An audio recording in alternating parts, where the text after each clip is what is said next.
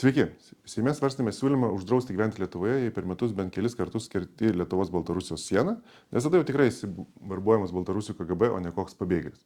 Ir nesvarbu, kad kirsti Lenkijos, Latvijos sieną su Baltarusija gali kiek nori kartų, nesvarbu, kad verbuoti galima būnant Lietuvoje, tiesiog šantažuojant palikusius giminaičius Baltarusijoje. Prieš tokius neadekvačius ribojimus atsilaikėme, nors Baltarusija ir Rusai bus tikrinami atidžiau.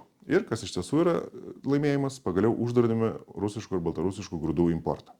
Po Baltarusių užsipuolimo kai kurie konservatoriai nusprendė užsipulti ir moteris. Pasirodo, pasak tokio Seimo nario Valdo Rakučio, jums vieta sėdėti namuose ir gimdyti vaikus.